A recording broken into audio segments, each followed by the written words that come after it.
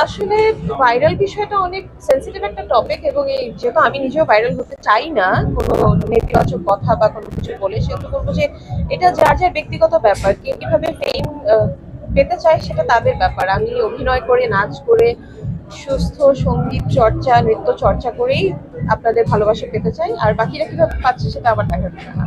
আমি যেহেতু সাকিব ভাইয়ের সাথে ফিল্মে কাজ করার সুযোগ পেয়েছি, তার সাথে আমার এরকম গানও আছে যেটা আমি নাচ করেছি, তো আমি দেখেছি যে he is a natural talent. সত্যি কথা, উনি কখনো প্রশিক্ষণ নেয়নি আলাদাভাবে কোনো ক্লাসিক্যাল ডান্সের উপরে, কিন্তু হ্যাঁ, তাকে মুদ্রা দেখালে সে খুব ইজিলি নিতে পারে। উনি ট্যালেন্টেড বলেই তো উনি শাকিব খান, তাই না? কাজ করার কোনো স্মৃতি আছে?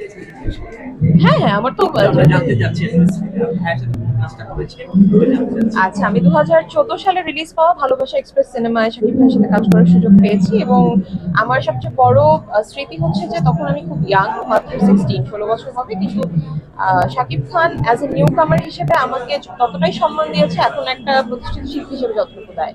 তো আমি সেটা অনেক বড় একটা প্রাপ্তি আমার কাছে। প্রত্যেকটা সিনেমা আমি বলবো নাম্বার ওয়ান, কারণ প্রত্যেকটা সিনেমার দর্শক গ্রহণ যোগ্যতাটা সমান ছিল। প্রত্যেকেই খুব এনজয় করেছে প্রত্যেকটা সিনেমা। অবশ্যই পার্থক্য আছে। একজন শিখে আসা শিল্পী, সেটা অভিনয় হোক, নাচ হোক, গান হোক, একজন তালিমপ্রাপ্ত শিল্পী আর একজন নতুন করে আবিষ্কৃত শিল্পীর মধ্যে অবশ্যই পার্থক্য আছে। তো আমি বলবো যারা এত বছর ধরে সাধনা করে কাজ করছে, আপনারা তাদেরকে অবশ্যই সেই সুযোগটা করে দিবেন, যাতে তাদের এই এত বছরের সাধনাটাকে এখানে সম্মান দেওয়া হয়।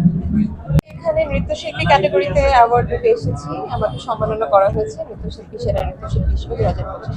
আমি ক্লাসিক্যালি ট্রেন ডান্সার। আমি কথকের উপরে ডিপ্লোমা করেছি। আমার গুরু শিল্পী Mohammad Shaimra Nipa Nrityanchal performing arts academy থেকে আমার ডিপ্লোমা করা, এবং আমি 2012 সালে বেঙ্গলি নাচো বাংলাদেশ নাচো রিয়ালিটি শোতে ফার্স্ট রানার হয়েছিলাম। অনেকেই